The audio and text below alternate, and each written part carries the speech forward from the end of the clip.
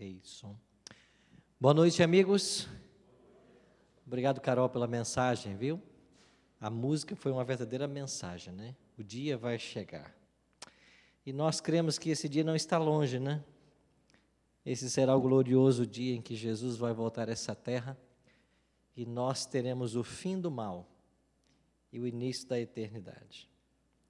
Como nosso coração deve almejar por isso, né? E todas as nossas forças, nossas energias devem ser postas nesse objetivo, de nos prepararmos para esse grande dia. O pastor Sandro pede avisar que aqueles que desejarem visitar o nosso irmão Siloé, as visitas devem acontecer até às 18 horas, até às 6 da tarde, não mais depois desse horário.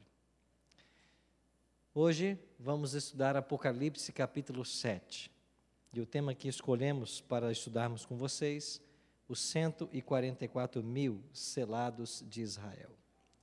E vamos responder hoje a essa pergunta: quem são os 144 mil selados? Amanhã, terça-feira, vamos aprender sobre Apocalipse 13, um dos capítulos mais extraordinários da Bíblia, que encerra verdades eternas. E na quarta-feira, vamos concluir com Apocalipse 17. Cada capítulo, cada verso do livro do Apocalipse tem ensinamentos especiais para os nossos dias. E eu fico pensando quanta riqueza há nesse livro e quanto ainda há a ser explorado. E nós podemos passar 15, 20, 30 anos estudando e sempre haverá descobertas a serem feitas. Por isso devemos aproveitar cada momento que nós temos para estudarmos a palavra. Nós, como adventistas, devemos voltar a ser conhecidos como o povo do livro, como o povo da Bíblia. E para isso nós precisamos mais do que nunca gastar tempo com esse livro e aproveitar cada oportunidade que nós temos de cultuar para estudarmos e descobrirmos a mensagem que Deus tem para nós. Como deve ser sempre nosso hábito, antes de começar o estudo, eu queria vos convidar para que nós orássemos mais uma vez. Por favor, feche seus olhos e participe comigo desta oração. Bondoso Deus e Pai, nos reunimos mais uma vez em Tua casa nessa noite, como Teus filhos e filhas, para buscarmos na leitura da Tua palavra a resposta que nós precisamos para a nossa vida. Aqui viemos com nossos anseios, com nossos sonhos, com nossas expectativas, com nossas preocupações. Queremos depositar tudo isso diante do Teu altar e suplicar que a Tua bênção nos alcance mais uma vez. Que o estudo da Tua palavra produza em nossa vida os efeitos que o Senhor deseja e que a nossa vida dia a dia esteja em Tuas bondosas mãos. Abençoa-nos mais uma vez agora, quando abriremos o livro do Apocalipse e que nós compreendamos a Tua mensagem para nós. Em nome de Cristo nós te oramos. Amém. A primeira coisa que eu queria chamar a atenção de vocês a respeito de quem são os 144 mil tem a ver com o lugar onde João registrou a informação sobre esse grupo. Se você perceber no capítulo 6, o verso 17, que é o último verso do capítulo, ele termina com uma pergunta. Em realidade, capítulo 6, versos 14 em diante, eles estão falando sobre a volta de Cristo. Olha o que diz Apocalipse 6, 14. E o céu recolheu-se como um pergaminho quando se enrola, então todos os montes e ilhas foram movidos do seu lugar, os reis da terra, os grandes, os comandantes, os ricos, os poderosos, todo livre e todo escravo, se esconderam nas cavernas e nos penhascos dos montes, e disseram aos montes e aos rochedos: caí sobre nós e escondei-nos da face daquele que se assenta no trono e da ira do Cordeiro. Então até aqui nós temos uma descrição da volta de Jesus. E no verso 17, o capítulo termina da seguinte maneira: porque chegou o grande dia da ira deles, e quem é que pode suster-se? Em outras palavras, chegou o grande dia da volta de Cristo, e quem é que tem condições de estar em pé nesse momento? Esta é a pergunta. Agora, quando vamos para o capítulo 8 de Apocalipse, o verso 1, olha o que diz Apocalipse 8:1. Quando o Cordeiro abriu o 7º selo, houve silêncio no céu, cerca de meia hora. E nós já estudamos aqui que a abertura do 7º selo tem a ver com a volta de Cristo. E esta meia hora de silêncio tem a ver com uma semana, que será o tempo que Cristo gastará para vir à terra buscar os salvos e depois irmos para os céus. Então, a 7ª trombeta é a própria volta de Cristo. Então, antes de terminar o capítulo 6, se faz uma pergunta: quem é que vai estar pronto? Antes que a 7ª trombeta toque, você tem aí um parêntese, e aqui você tem o capítulo 7. Então, o capítulo 7, ele está nessa posição para responder a pergunta do capítulo 6:17. Quem é que vai estar pronto? Resposta: os 144.000. Então, Apocalipse 7 e Apocalipse 14, 1-5, são os únicos textos da Bíblia que tratam sobre os 144.000. Agora, por que é importante estudar esse tema? Porque os 144.000 fala a respeito dos nossos dias. Nós entendemos que os 144.000 serão a última geração de salvos que viverão sobre essa terra. Então, saber quem eles são, ou também estudar as suas características, é o que nos importa hoje. Agora entramos no capítulo 7. Como começa o capítulo 7? Veja o verso 1. Depois disto, vi 4 anjos em pé nos 4 cantos da terra, conservando seguros os ventos da terra, para que nenhum vento soprasse sobre a terra, nem sobre o mar, nem sobre árvore alguma. A cena que João vê é de um anjo segurando, ou 4 anjos segurando os ventos. Verso 2. Vi outro anjo que subia do nascente do sol, tendo o selo do Deus vivo, e clamou em grande voz aos 4 anjos, aqueles aos quais fora dado fazer dano à terra e ao mar, dizendo: não danifiqueis nem a terra, nem o mar, nem as árvores, até selarmos na fronte os servos do nosso Deus. Isso trata-se de um simbolismo profético. O que representa esses anjos segurando os 4 ventos? O que representam ventos em profecia? O profeta Jeremias assim escreve: naquele tempo se dirá a este povo e a Jerusalém, Jeremias 4:11, um vento seco das alturas do deserto veio ao caminho da filha do meu povo, não para padejar, nem para limpar, mas um vento mais veemente virá da minha parte. Agora também eu pronunciarei juízos contra eles. Eis que virá subindo como nuvens, e os seus carros como a trombeta, e os seus cavalos serão mais ligeiros do que as águias. Ai de nós, que somos assolados. O profeta Jeremias faz uma analogia, comparando os ventos aos carros que se aproximam. Na Bíblia, vento significa guerra, rumores de guerra, movimentos bélicos. Então, esses 4 anjos estão impedindo que aconteça uma guerra mundial final. O segurar os ventos tem a ver com o impedimento que estoure uma 3ª guerra mundial. Por quê? Quando aconteceu a Primeira Guerra Mundial, em 1914, ou a Segunda, em 1945, essas guerras ceifaram milhares de vidas, mas as nações não possuíam o armamento bélico que nós temos em nossos dias. E se hoje estourasse uma 3ª Guerra Mundial, com todo o potencial bélico das nações, isso seria uma ameaça ao nosso planeta, à sobrevivência da humanidade. Agora, a profecia está dizendo para nós de que anjos estão segurando esses ventos, para que eles não destruam a terra. Agora aparece uma expressão interessante aqui: até selarmos na fronte os servos do nosso Deus. Então, há um selamento, há um selo que será posto. E o versículo 4 diz assim, Apocalipse 7, 4.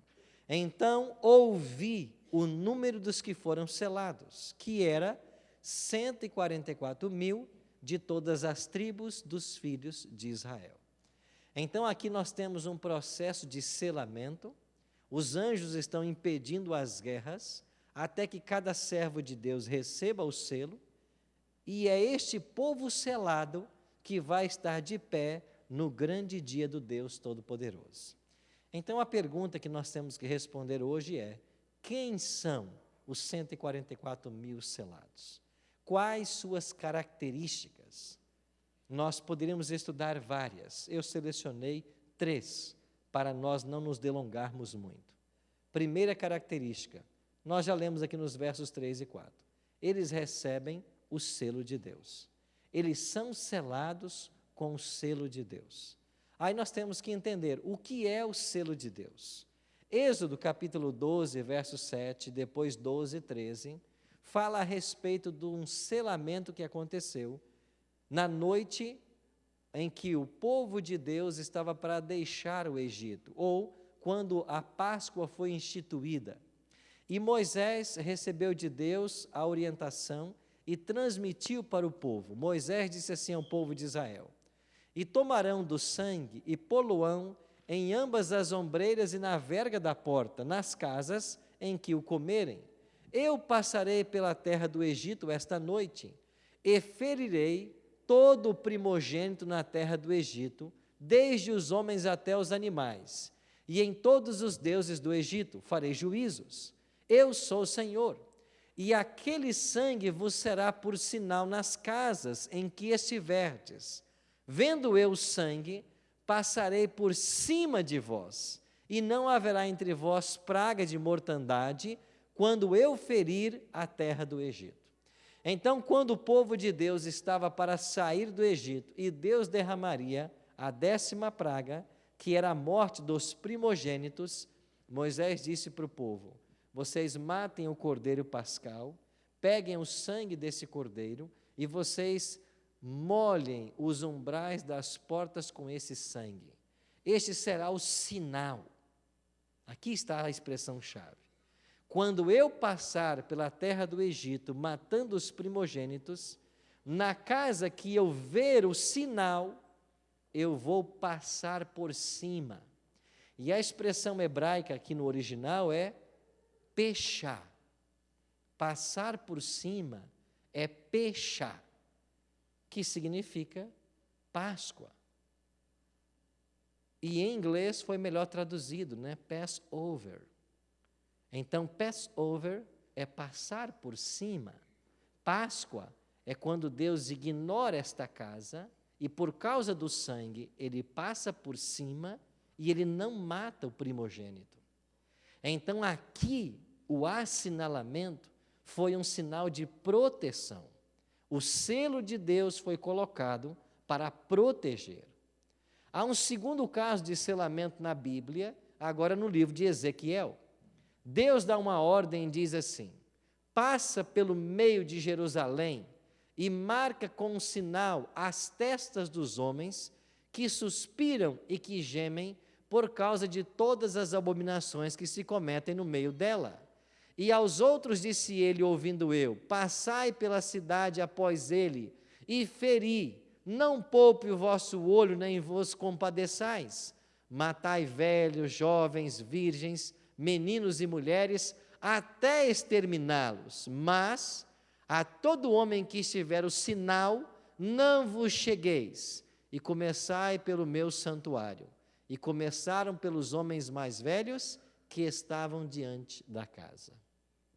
Em Ezequiel, nós temos um outro tipo de assinalamento. Desta feita, o assinalamento não poderia ser visto, mas o sinal era colocado sobre aqueles que gemiam pelas injustiças que se cometiam na terra, ou seja, os justos que estavam clamando a Deus por justiça. Estes receberam um sinal. É claro que não era um sinal visível, mas era um sinal que Deus colocava para que os anjos soubessem a quem não deveria destruir. Então, esses dois assinalamentos no Antigo Testamento, eles servem como um tipo desse assinalamento final que vai acontecer antes da volta de Cristo. Assim, um sinal de livramento será posto naqueles que guardam os mandamentos de Deus, reverenciam sua lei e se recusam a aceitar o sinal da besta. Então, no tempo do fim, nesta última geração, haverá dois tipos de sinal: o sinal de Deus e o sinal da besta. Todos os seres humanos serão selados, ou com um selo ou com outro. Ninguém poderá ficar sem um selo. Todos receberão um selo. Agora nós temos que escolher que tipo de selo nós queremos receber. E o que significa receber então o selo de Deus? O que é o selo de Deus na Bíblia? Bom, nos tempos bíblicos, um selo tinha sempre o nome, o cargo ou a função e a jurisdição do proprietário. Esses três elementos são encontrados no quarto mandamento. Isaías 8,16 diz: liga o testemunho e sela a lei no coração dos meus discípulos. O selo deve estar na lei. E a lei de Deus, no quarto mandamento, apresenta esses três pontos que um selo tinha no passado. Aqui não está o mandamento, mas lá diz: lembra-te do dia do sábado para o santificar, porque em 6 dias fez o Senhor teu Deus. Aí está a função dele. Ele é criador. O Senhor fez. Quem fez? O Senhor teu Deus. Aí está o nome do proprietário do selo. O que é que ele fez? Céu, terra, mar e tudo o que neles há. Aí está a jurisdição. Então, receber o selo de Deus, ou o selo da obediência, é ter uma vida em obediência à lei de Deus. E é claro que aqui há uma alusão ao quarto mandamento, mas não adianta você guardar o quarto mandamento sem guardar também os outros 9. Então, recebe o selamento aquele que é obediente a toda a lei de Deus. Vocês entendem por que hoje nós vivemos um verdadeiro conflito com relação à lei de Deus? Eu contei para vocês aqui já daquele rapaz que assentou-se ao meu lado, que seria pastor esse ano de uma igreja, e não sabia nada. As pessoas estão por aí atacando a lei de Deus. Ninguém mais ensina a lei de Deus. E por que é que não se ensina? Porque hoje se popularizou um evangelho que busca atrair as pessoas para encher as igrejas e manter um bom recurso financeiro. A igreja adventista não entra nessa onda, porque nós temos um compromisso com a verdade.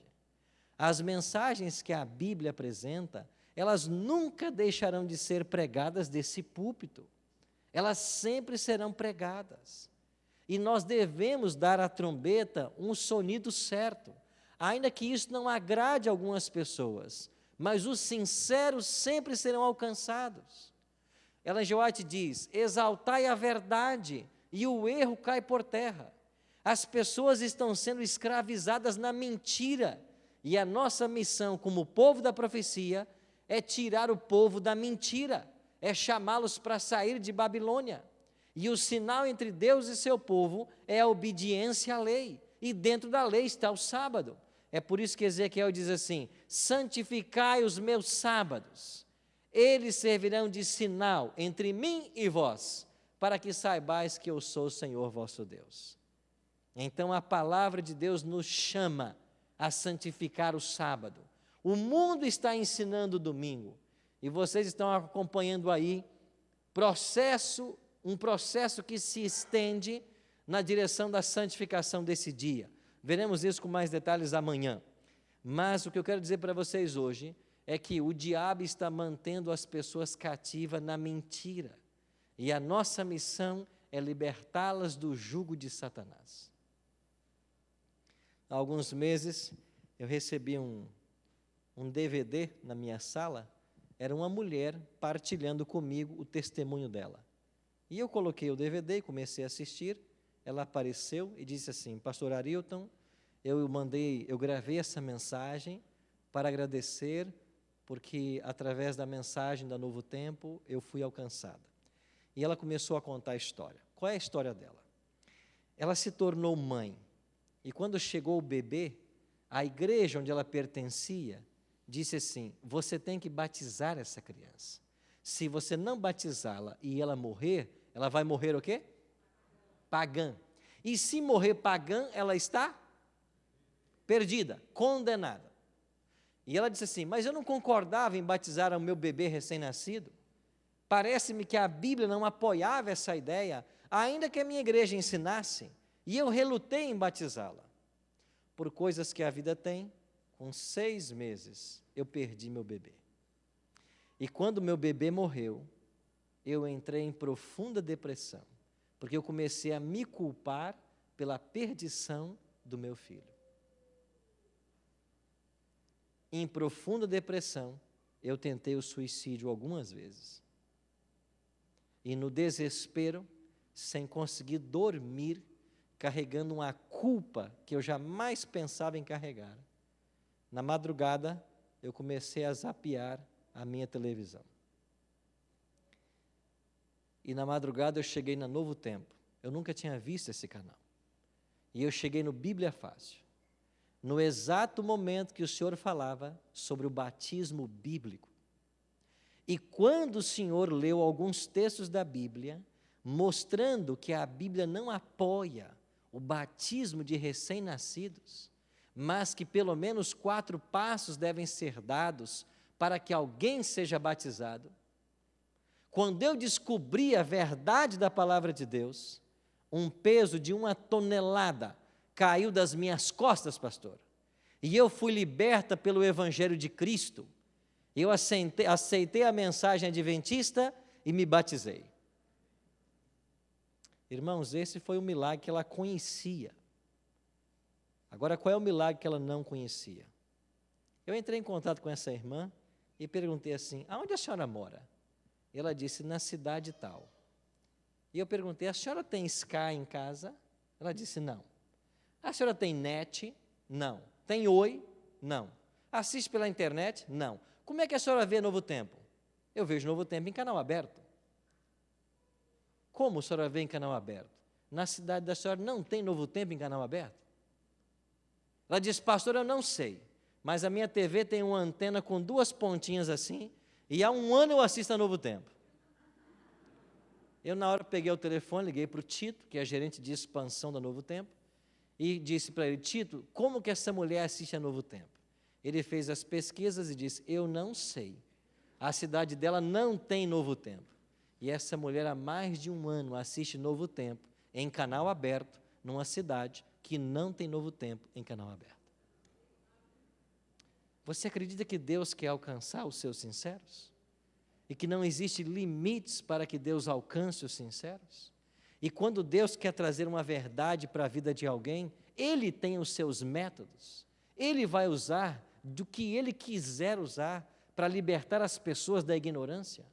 E como esta mulher, tem muita gente formada, com doutorado, pós-doutorado, mas completamente iludido em termos religiosos. Sabe por quê? Porque hoje nós temos muita gente que ensina um evangelho deturpado, que só ensina aquilo que apraz, que só ensina aquilo que ele acha que é necessário para a igreja. E verdades essenciais da Bíblia nunca são tocadas. E é por isso que tem pessoas que não conhecem nada da palavra. Nada. E quanta gente chega para mim e diz: pastor, eu tantos anos na minha igreja nunca ouvi falar sobre o sábado, nunca ouvi falar sobre santuário, nunca ouvi falar que a alma é mortal, e daqui a pouco eu começo a assistir a Novo Tempo e tanta coisa que eu não sei. Claro. Mas nesses púlpitos de muitas igrejas, a palavra não é mais pregada. Meus amigos, os pastores que estão se formando hoje, eles nem na Bíblia mais acreditam.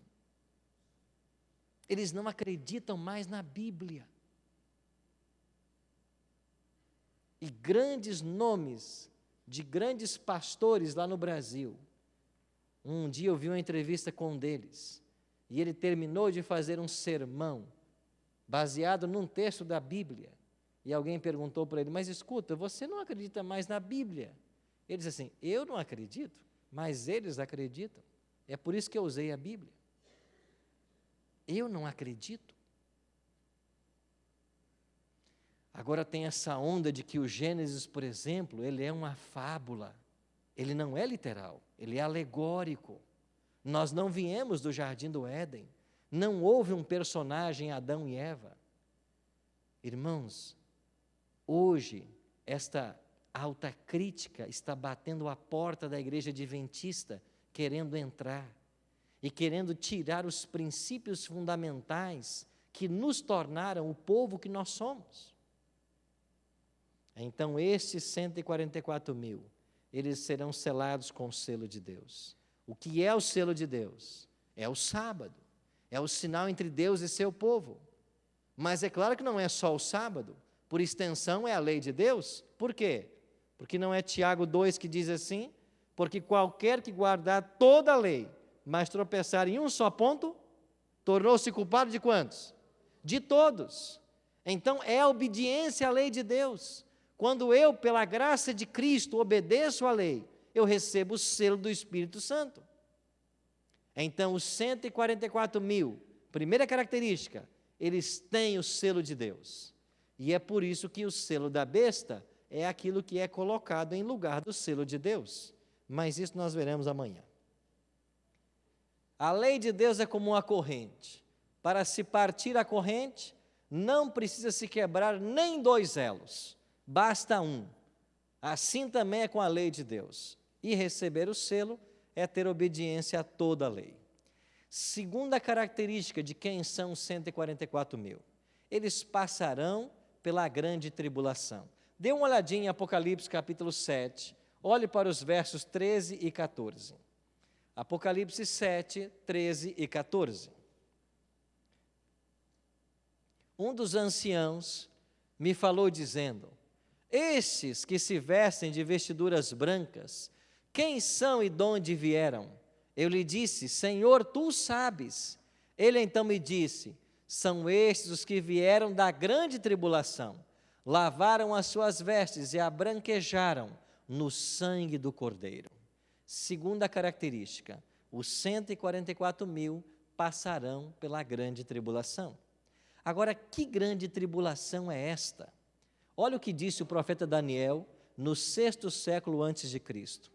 E naquele tempo se levantará Miguel, o grande príncipe, que se levanta a favor dos filhos do teu povo, e haverá um tempo de angústia, qual nunca houve, desde que houve nação até aquele tempo. Daniel já havia falado nesse tempo de angústia, e esse tempo de angústia só aconteceria após o levantar-se de Miguel. Irmãos, quando olhamos para Daniel 12:1, e o texto diz que nesse tempo se levantará Miguel, só pode se levantar quem um dia se assentou. E quando é que Cristo se assenta no livro de Daniel? Você vai para o capítulo 7. Lá diz que ele foi até o ancião de dias, e assentaram-se os tronos, abriram-se os livros, e o juízo começou. Então, Daniel capítulo 7 é a ida de Cristo do santo para o santíssimo, no dia 22 de outubro de 1844. Então, em Daniel 7, Cristo entrou no santuário, no santíssimo, e começou o juízo. Agora, em Daniel 12, ele está se levantando do juízo, acabou o juízo. E quando ele se levanta, o que acontece? Um tempo de angústia, qual nunca houve. Então, nós temos que pegar Daniel 12:1 e comparar com Apocalipse 15, verso 8. Olha o que diz Apocalipse 15, verso 8. E o santuário se encheu de fumaça, procedente da glória de Deus e do seu poder, e ninguém podia penetrar no santuário, enquanto não se cumprissem os 7 flagelos dos 7 anjos. O que aconteceu aqui em Apocalipse 15, 8? Jesus deixou o santuário. É o mesmo texto de Daniel 12:1. Miguel se levantou. Então, quando Cristo se levanta e sai do santuário, o santuário se enche de fumaça. E lá fora 7 anjos o aguardam, cada um com uma taça. Cristo enche estas 7 taças e ordena aos anjos: ide, derramai-as sobre a terra. E aí começam as pragas. Então tem que ficar claro em nossa mente a seguinte sequência cronológica: termina a pregação do Evangelho, termina o tempo da graça, todos ouviram do Evangelho, do selo de Deus e do selo da besta. Quando todos ouviram, Jesus diz no santuário: feito está. E ele sai do santuário, ele se levanta do santuário. As pragas começam, e começam também o tempo de angústia de Daniel 12:1, que é o mesmo tempo de tribulação de Apocalipse 7:14. Estes quem são? Eles vieram da grande tribulação. Agora temos que responder uma pergunta: o que é esta grande tribulação? Primeira coisa, ela está situada após o fechamento da porta da graça. É verdade que haverá um tempo de angústia prévio, provocado pelo decreto dominical, antes da volta de Cristo, mas não é esta a angústia que Daniel está falando, e nem João, em Apocalipse 7. Não é a angústia prévia. A grande tribulação, ela se situa durante as pragas. E o que é que vai provocar essa grande tribulação nos 144.000? Primeiro, as pragas já começaram. O povo de Deus vai estar fugitivo e errante, porque eles não aceitaram o sinal da besta. E vai sair um decreto dizendo que as pragas estão caindo por causa de uma minoria que não abraçou o sinal da besta.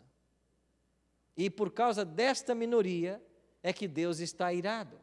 Se eles forem exterminados, a paz voltará a reinar. Então sairá o decreto de morte, conforme Apocalipse 13, verso 15. Primeiro ponto, a angústia, ela acontece porque há um decreto autorizando as pessoas tirar nossa vida. Segundo fator de estresse, aonde estarão as pessoas que nós amamos nesse momento? Nossos pais, nossos irmãos, nossos filhos, nossos familiares, aonde eles estarão? Isso será um fator de estresse. Terceiro ponto, nós temos que comparar toda essa tribulação com a experiência de Jacó, lá em Gênesis 33, porque é isso que nos ensina Jeremias 30. A angústia de Jacó é esse momento que o povo de Deus vai passar. Então, o paralelo é Jacó. Então, Jacó primeiro temeu pela vida, porque Esaú marchava contra ele com 400 homens. Haverá um decreto que vai estar autorizando as pessoas a nos matarem. Segundo, Jacó temeu pelo bem-estar da família. Tanto é que ele mandou um monte de presentes para apaziguar a ira de Esaú, e ele colocou as 2 esposas e os 13 filhos lá no final da multidão, porque ele não queria que a família sofresse por causa do seu pecado. Então, segundo fator de estresse, o bem-estar dos queridos. Terceiro fator, Jacó se angustiou porque ele não tinha certeza do perdão divino. Havia Deus perdoado a ele por enganar Esaú? E nesse momento, os 144.000, eles também não têm a certeza da salvação. Tanto é que diz Ellen G. White, um grande conflito, que eles vão clamar a Deus de dia e de noite por libertação. Eles vão estar em angústia de alma para saber se houve algum pecado que não foi confessado. Aí você pode perguntar: mas pastor, espera aí, as pragas já não estão caindo? Como é que os salvos não sabem que eles estão salvos? É porque as pragas não são universais, as pragas são locais. E porque as pragas são locais, o fato de não ter a praga não quer dizer que você está salvo. É por isso que haverá a angústia de Jacó. Então, os 144.000 passarão por essa angústia. E quando é que essa angústia vai ter fim? Ellen G. White diz: quando nós ouvimos a voz de Cristo, declarando o dia e a hora da sua volta. Aqueles que ouvirem a voz de Cristo, fazendo o concerto eterno, declarando o dia e a hora da sua volta, estes saberão que eles estão salvos. Aí termina a angústia de Jacó. Terceiro fator, eles lavaram suas vestes e as alvejaram no sangue do Cordeiro. Foi o mesmo texto que nós lemos. Apocalipse 7,14. Branquejaram suas vestes no sangue do Cordeiro. 1 João 1,7 diz: mas se andarmos na luz como Ele na luz está, temos comunhão uns com os outros, e o sangue de Jesus Cristo, seu Filho, nos purifica de todo o pecado. Como que nós somos purificados do pecado? Andando na luz e vivendo em comunhão com os irmãos. Isso significa ter as vestes lavadas no sangue do Cordeiro. Significa ter a nossa pecaminosidade substituída pela justiça dele. Significa entender o processo de salvação, que nós não somos salvos pelas obras, mas pela graça. A graça que nos alcança e nos salva, nos leva à obediência. E a obediência não é o caminho de salvação, é o resultado, é o fruto dela. Entendemos o processo de salvação, da forma como a igreja ensina. Não salvação pelas obras, pela graça, mas a evidência de que eu fui salvo é a obediência. Os 144 mil serão literais ou simbólicos? Essa é outra questão que nós temos que responder. O número 144 mil tem um significado simbólico, porque ele é composto de 12 vezes 12 vezes 1000. 12 era o número das tribos em Israel. 12 também é o número dos apóstolos do Cordeiro. A cidade santa também tem suas dimensões em 12. Ela também tem 12 portas e 12 fundamentos. 12.000 estádios é a largura da cidade. 144 côvados é a altura das muralhas. E as 12 portas e os 12 fundamentos também. Então, 12 é um número intimamente relacionado com a Nova Jerusalém. 12 também representa o povo de Deus no Antigo Testamento e o povo de Deus no Novo Testamento. 12 fala de totalidade. Por que nós cremos que o número 144 mil seja simbólico? Alguns dizem, não, é literal. Bom, nós temos que entender que ao estudarmos uma perícope, um texto da Bíblia, nós temos que interpretar todos os elementos como sendo simbólicos ou todos os elementos como sendo literais. Olha, por exemplo, para Apocalipse capítulo 14. Veja o verso 1. Olhei e eis o Cordeiro em pé sobre o monte Sião, e com ele os 144 mil, tendo na fronte escrito o seu nome e o nome de seu pai. Aqui em Apocalipse 14 o texto diz, olhei e eis o Cordeiro sobre o monte Sião. Irmãos, o Cordeiro aqui representa quem? Jesus, certo? Ele é literal ou é simbólico esse Cordeiro? Ele é simbólico. O monte Sião é literal ou é simbólico? É o monte Sião lá em Jerusalém, onde está o domo da rocha? É lá que vai estar um cordeirinho sobre aquela montanha? Não, ele simboliza a habitação de Deus. Sião é a casa de Deus no Antigo Testamento. E se o cordeiro é simbólico e o monte Sião é simbólico, os 144 mil, eles também devem ser simbólicos. Um segundo ponto, se os 144 mil fossem literais, quando inteirasse esse número, ninguém mais se salvaria. Como que você me explica a conversão de milhares de pessoas à hora 1/10, conforme relatado no livro Evangelismo, na página 9? Ellen G. White diz que à hora 1/10, milhares se converterão. E imagine você, alguém computando o número de salvos, e daqui a pouco diz, chega, já inteirou os 144 mil, não precisamos de mais ninguém. Não é assim que funciona. E nós estamos falando dos salvos que viverão antes da volta de Cristo.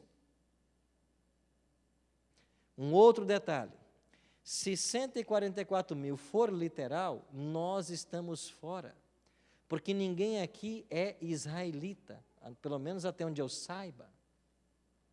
Você é judeu da onde? Então, se você não é judeu literal, você está fora.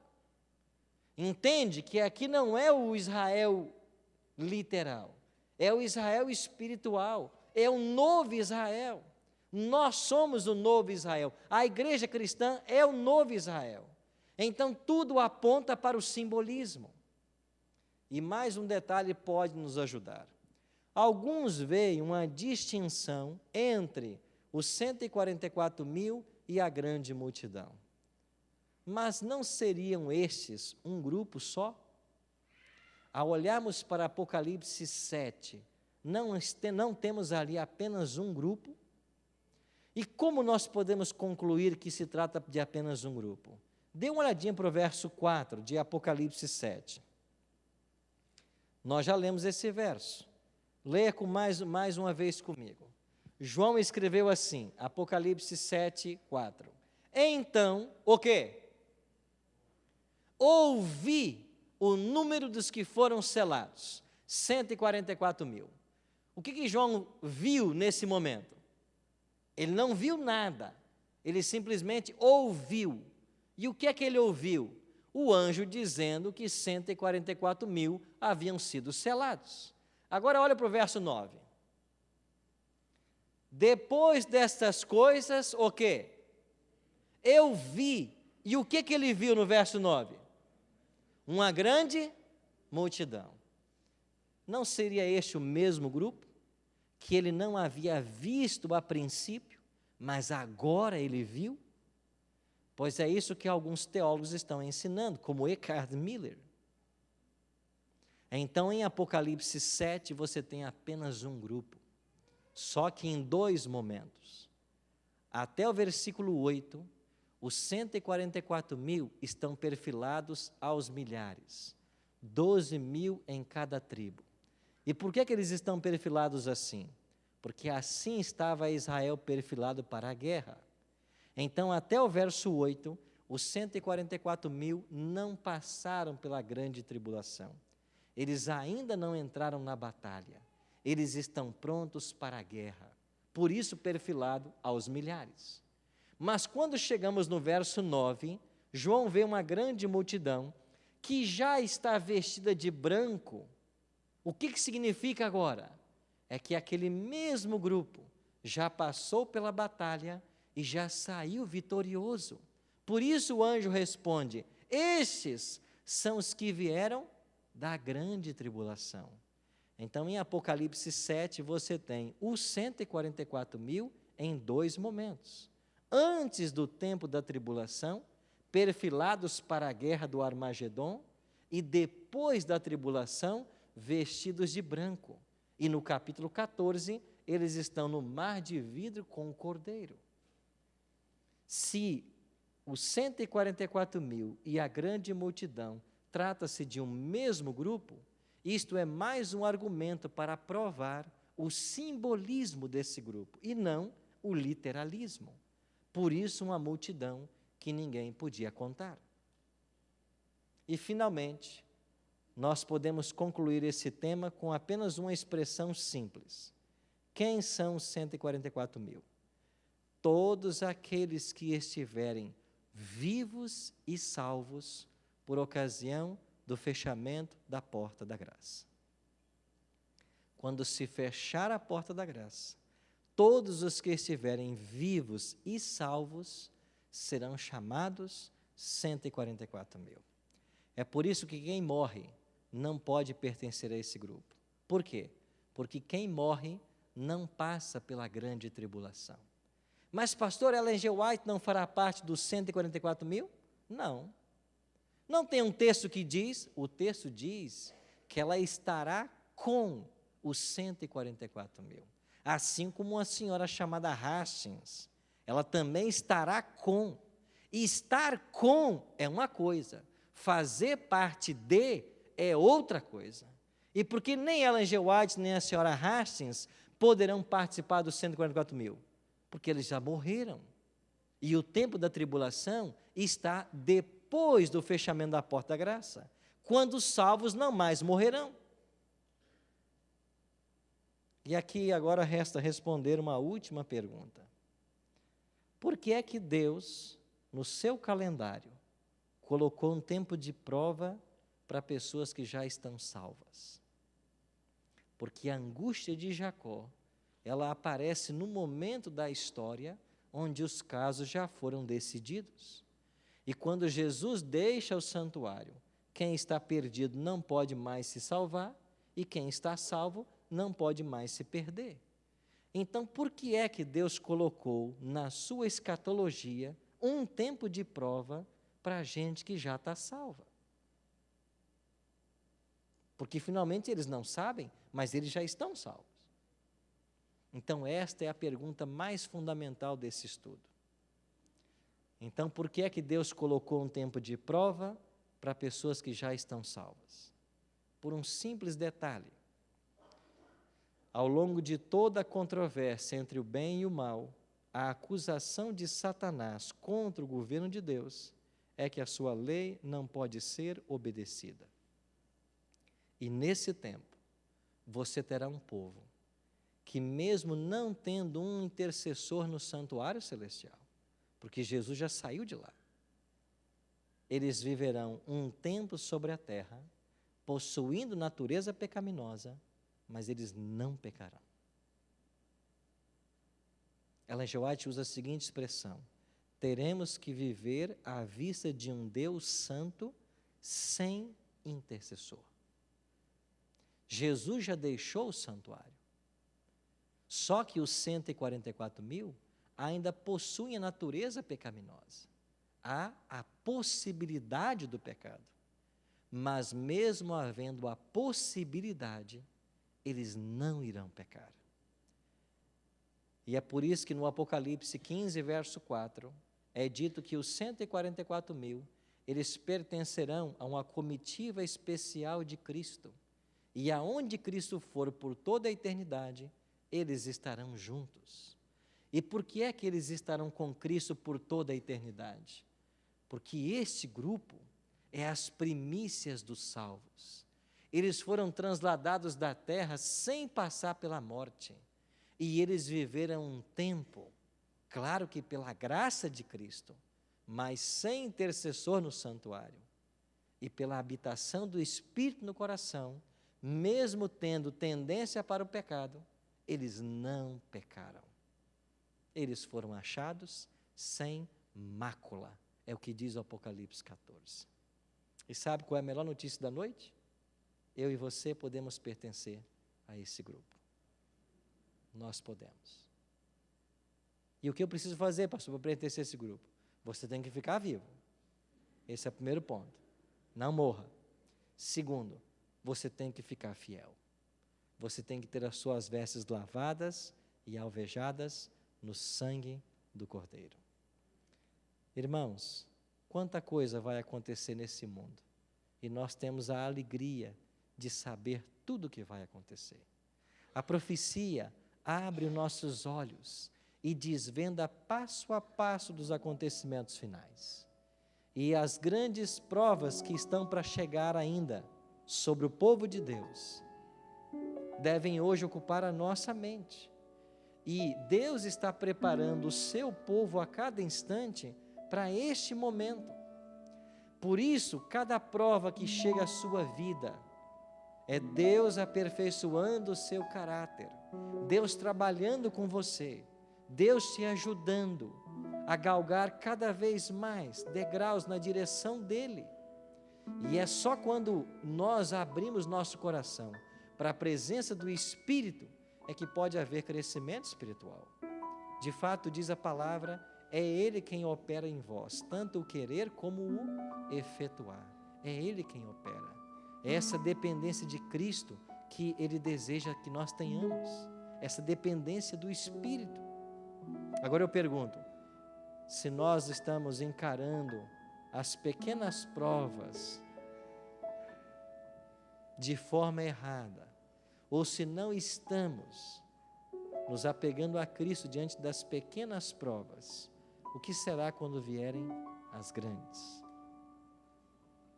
Ellen G. White diz assim, um tempo de prova se aproxima da terra, e nós precisamos possuir uma experiência espiritual que ora não possuímos.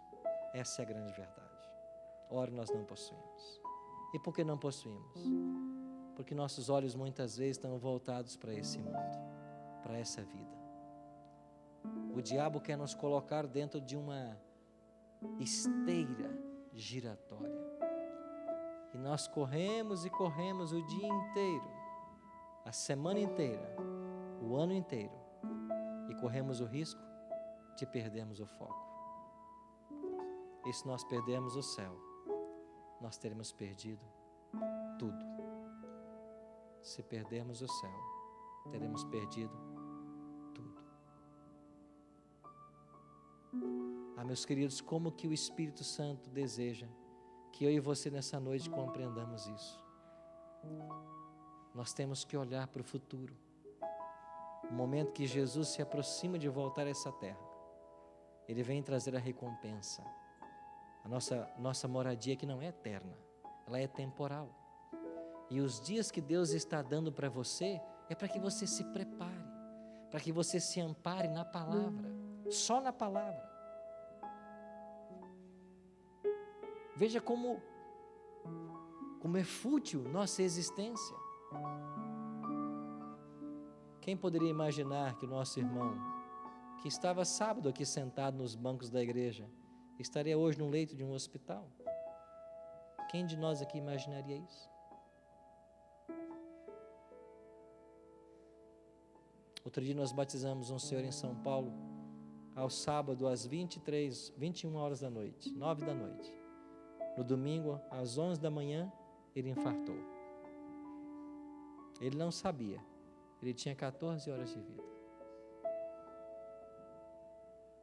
Você também não sabe, eu não sei. E Jesus, numa única frase, ele resume toda a existência humana. De que adianta o homem, o quê?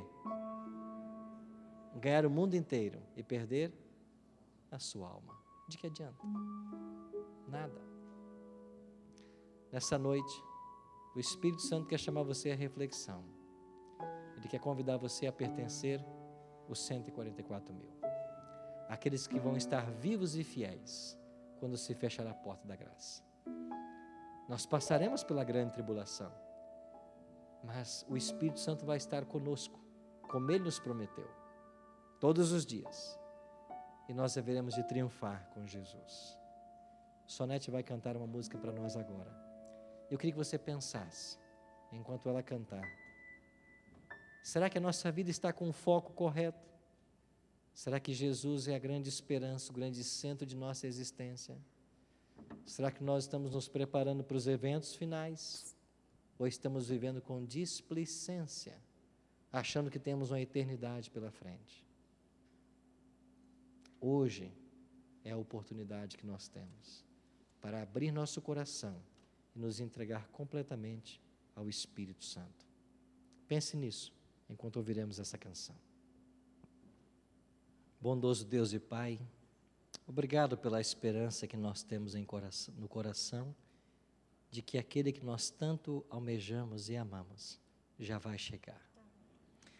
Obrigado porque mesmo tendo diante de Teu povo uma grande tribulação, nós temos a promessa da Tua palavra que nós passaremos por ela incólumes, porque o nosso pão será dado e as nossas águas serão certas. 1000 poderão cair ao nosso lado, 10.000 à nossa direita, mas nós não seremos atingidos. Por isso, bom Deus, prepara o nosso coração para o Teu serviço. Prepara-nos a cada instante para esse momento glorioso da Tua volta. E ao longo dessa semana, quando estamos nos reunindo aqui nesse templo para adorar-Te, que o Teu Espírito venha ao nosso encontro e nos faça ver todas as mudanças que precisamos efetuar, não sozinhos, mas com a direção e com a ajuda do Teu Espírito, para que estejamos vivendo como o Senhor deseja. Amém. No próximo sábado, teremos uma linda cerimônia de ceia nessa igreja.